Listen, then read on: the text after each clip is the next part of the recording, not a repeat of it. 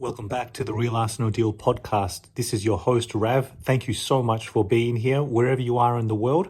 I'm recording this Melbourne time, Australian time, Saturday morning. It's game day. It's game night for Arsenal. We return to the Premier League in action tonight away to Leicester City. So it's a nighttime kickoff for us on this side of the world, 11:30 p.m. So my match day routine will be in full swing. In fact, it starts a day or two before, right? I prepare in terms of modifying my sleep patterns and my sort of exercise gym routine.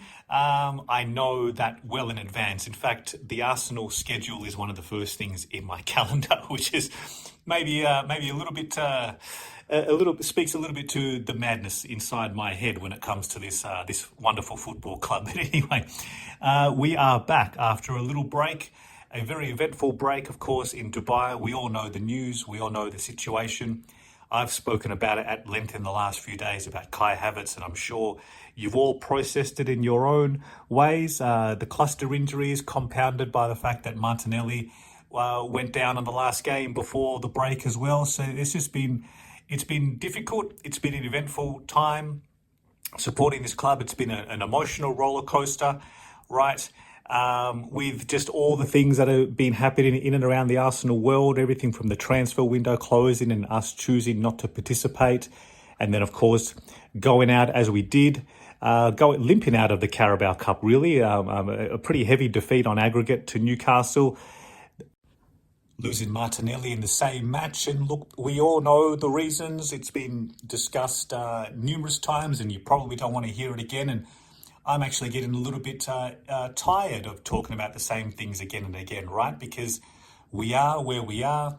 It is what it is. The situation is where we find ourselves. And there are times where you just have to somehow compartmentalize that and look to the next best thing, which is the match today. Prepare for that. We have who we have now, and how do we utilize our players as best as possible? And that's, look, I'll just get straight into the podcast because I watched, for the first time in a long time, I actually watched the live press conference last night. It was on here on YouTube last night on the Haters TV channel. I'd never done that before, and I was wondering, why am I drawn to it this time? And it just got me thinking. It's given all of the factors that I've just mentioned before, given how much has happened and is happening, and where Arsenal are poised, still second in the Premier League, and we have Champions League resuming later this month. It just felt like, to me, just a huge moment, just a huge press conference. I know it sounds silly. It's just a press conference, right? And much of these things, especially Arteta, right? He's a bit of a master of these press conferences. He can say a lot without really saying much at all, right? He can be very cagey, and everyone has their style, their public persona, right? And I think a lot of the prominent journalists even speak as much. Like they know it's difficult to extract too much from him, so it can be difficult to read so much from his press conferences. But anyway, I just had this feeling that this is really big. This is a really big moment. How is he going? He's the public face of Arsenal, so he's the image. He represents the values, and he talks so much about. He uses keywords such as energy and transmitting energy. Like he really represents what the club embodies and what the players are feeling, and he displays that to the public, to us, to the fans. So I just had this feeling it was a really big press conference, and what struck me straight away is that he just looked exhausted. You can see it in his eyes. And look, I'm known for overanalyzing things, right? I'm wired a certain way. I look for all this sort of subtle, hidden meanings, the things that are happening behind the scenes. And look, I'm prone to that. I know he just looked exhausted, and I can't help but feel that deep inside, he's really felt the impact of. Look, he asked for support. I've spoken about this in my last few press conferences. I've never heard Arsenal, Arteta, the players, Declan Rice, just talk so publicly about the need for additional strength and additional signing. It was very, very palpable. He's asked for support, and again, without dragging it back to the previous topics that have just been done endlessly now, it didn't happen. We needed support, and in addition to that, to then have Martinelli, and then Havertz, who is so integral to Arsenal. He really is. Again, I don't want to do that whole rehash the whole Kai Havertz discussion, because like it or not, he is absolutely integral. From every time Raya takes the ball and we look to break out quickly, right? Kai Havertz is central to everything Arsenal are trying to do and wanting to do. So to lose him for the season, and it must have been a very emotional moment on the training field and subsequently towards the end of the Dubai trip, traveling home together, he'd be gutted, right? Clearly the players were, clearly Arteta is. To lose two key players in this patch of the season, Arteta looked really, he just looked tired. And we're all human beings, right? Like all of us are. Wherever you find yourself in the world, whatever walk of life we're all human beings. You can empathize with someone. Put aside the industry and the pay packet and all this. I understand there's that rhetoric. Oh, they get paid so many X amount of dollars. So it just, money doesn't just automatically buy happiness, right? This stuff goes beyond. He looked exhausted, and I was troubled to see that initially. However, watching the press conference, right, he actually he's still bouncing. He's got so much energy. So transmitting the right energy, the right positivity. I loved the answer to, there was a question posed to him about, given what's happened. So I'm just paraphrasing here. The question was something along the lines of, internally, do the club believe that we just now need to just sort of look after the players, have a big summer and go again next season? And he just hit that out of the park. It was a great answer. Basically just saying he may as well pack up and go home. No chance. And I loved hearing that. And again, I understand there's a cynical side to listen to that. Of course he's going to say that. What manager is just going to publicly concede, right? It's a loser's mentality. And can you imagine the headlines? Can you imagine the banter that will just go around on social media if someone clipped up that quote and circulated it? Of course he's not going to say that. But it was the way he said it. Sometimes it's not what is said when you read it on paper, it's how it's said. So if you're listening to this and you haven't seen even that clip or a little segment of the press conference, please, I recommend you do. If you're looking for hope, if you're looking for positivity, go listen to what the manager said and how he said it. To me, it was like awe-inspiring. I know it sounds ridiculous, right? Of course he's going to say it, and I know all of that. I acknowledge all of that. I am just saying, to hear it from him, given what's happened and the length of time it's been since he last spoke and all the things that have happened, right? It was very much needed to hear that. It really necessitated a very positive, upbeat manager, despite how tired and like emotional he looked inside. It must have been a very difficult few days for him and the club, right? Just to come out and say, I love it. I'm looking forward to the challenge. We're going to give it our all. That's just what I wanted to hear, right? So it's crazy. Why am I still so hopeful? Am I mad? I probably am.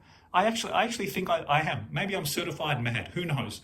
For anyone who watches The Simpsons, I'm an enormous fan. I've loved the shows. I know the first 10 seasons, quote for quote, right? There's a scene where, Homer has this stamp that's stamped on his hand because he wore the pink shirt to work one day. It got washed with Bart's hat and it turned, and the red hat, it turned all the whites pink. And then they stamped this stamp on the back of his hand saying certified insane.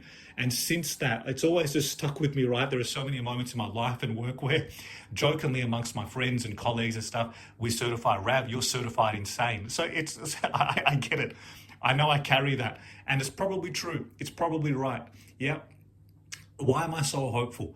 Look at our forwards. We've got Saka, Martinelli, Jesus, Havertz out. How can we possibly close this gap on Liverpool? How are we possibly going to score the goals, right, to break the deadlock, to break down low blocks? We know what the opposition's going to do. They're going to camp back. They're going to try and grind us out, get to 60, 70 minutes, wear us down, play on the counter.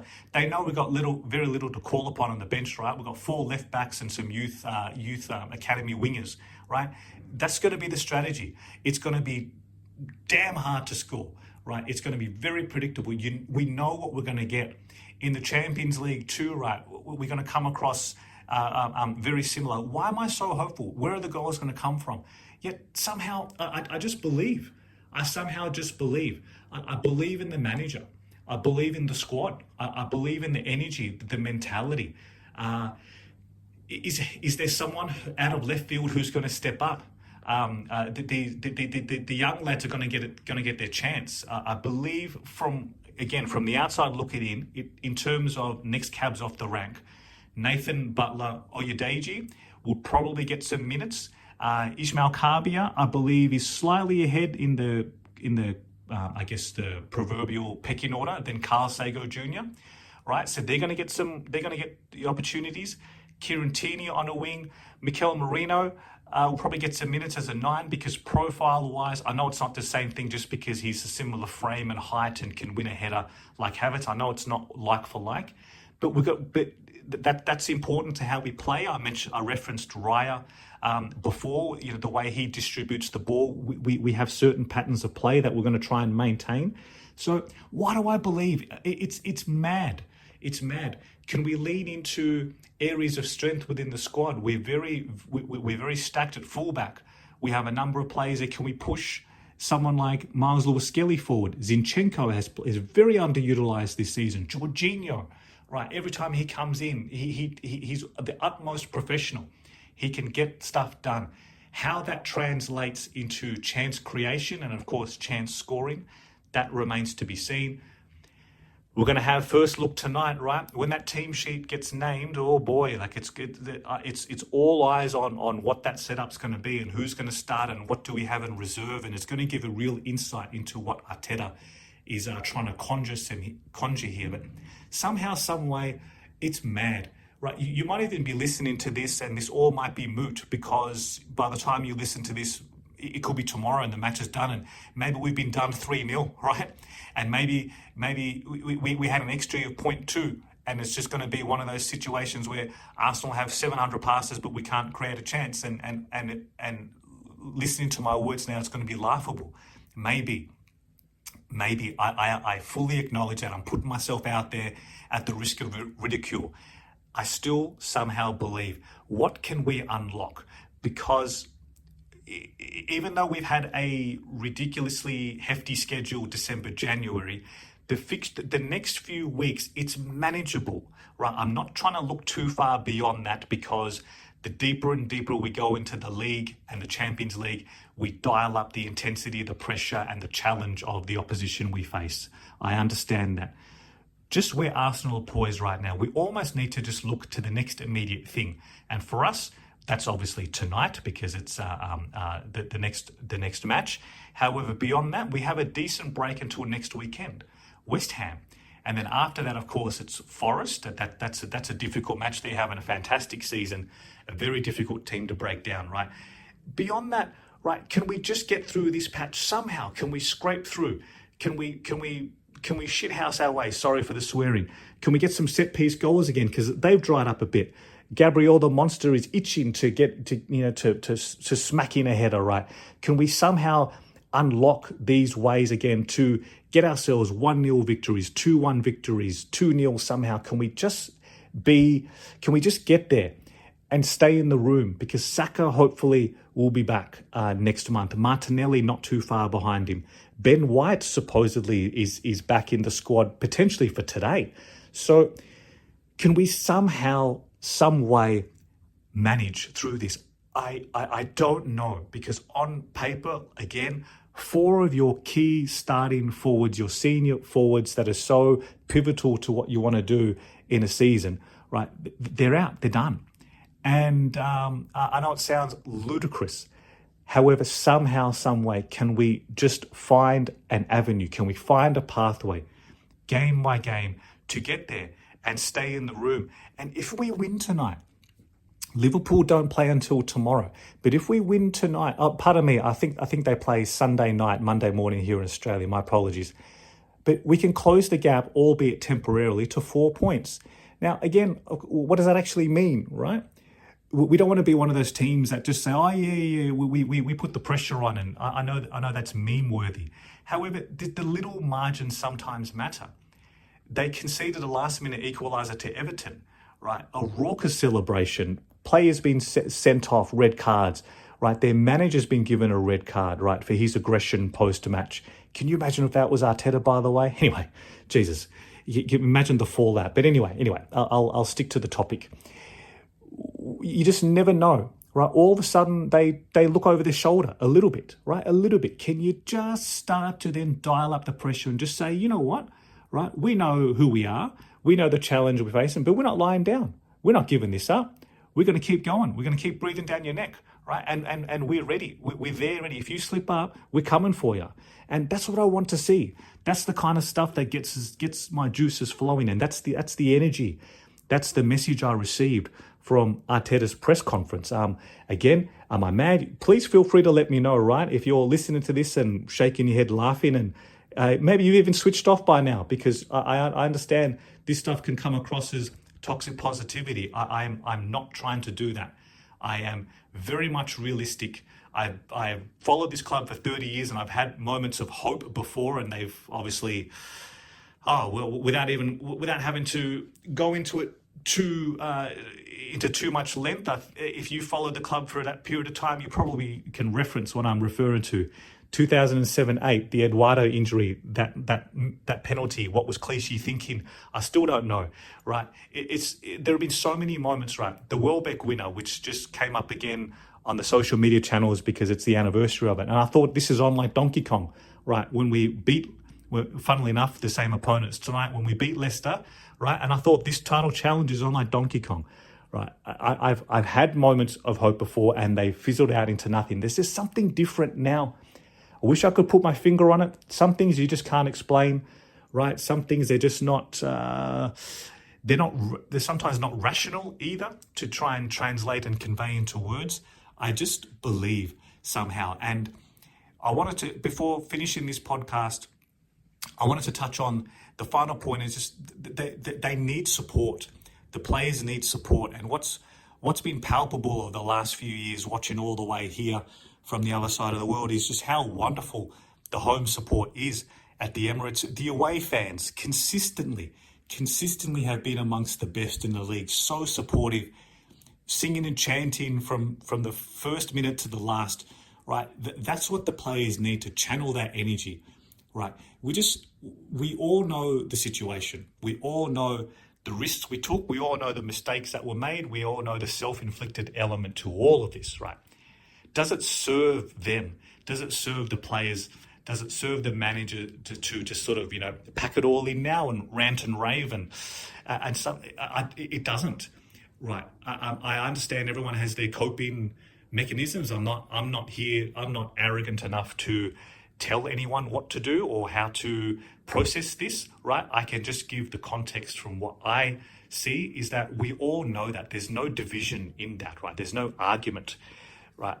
We just somehow need to support the team, support the players who are going to wear the shirt and play for the badge, support the manager because there's still so much to play for. And if we can break down into micro objectives, micro goals, there is a pathway through this, albeit a very unlikely pathway, a very low percentage pathway, a pathway that is dependent on so many variables outside of our control, such as luck and timings of injuries and keeping players fit and having players return as scheduled. There are so many things that need to go right. However, there's a little pathway there. It's a very low percentage one and it's not great. And the fact that we even find ourselves in this position is worthy and deserving of very, very, very strong questions, right, towards those in charge at the club. For Arteta and the players, we just need to support them. And I'll be doing that tonight. I absolutely will be. And again, look, by the time you listen to this, it all could be for nothing. And we could have collapsed, and we all know the fallout that's going to happen if Arsenal suffer a defeat tonight. But I think we'll get the 3 points tonight. And I think it's it's the type of performance that if we get there, it could just be so galvanizing for the club and the players. And we just need to support them. So please, wherever you are in the world, do your best in your own way. Just try and remain positive if you can. Try and support the team wherever you are. And look, I thank you again for listening. I'm really enjoying doing this format, getting some wonderful feedback, please keep that ticking through. It means so much to me, right? It's greatly, greatly appreciated. Any questions, comments for future podcasts, I very much welcome them. To my loyal listeners who always tune in, thank you so much for liking, subscribing. I would very much welcome any reviews on a podcast platform or wherever you listen to it. It'll mean the world to me. So thank you so much. I will pop back on tomorrow with a review of what I hope is an Arsenal win. And until then, take care of yourselves. Be very careful and considerate what you consume amidst all the doom and gloom that's happening around the Arsenal sphere right now. I consistently say that, and I hope it helps you. Until then, I will chat to you next time. Come on, Arsenal, let's get it done. Thank you so much. Bye for now.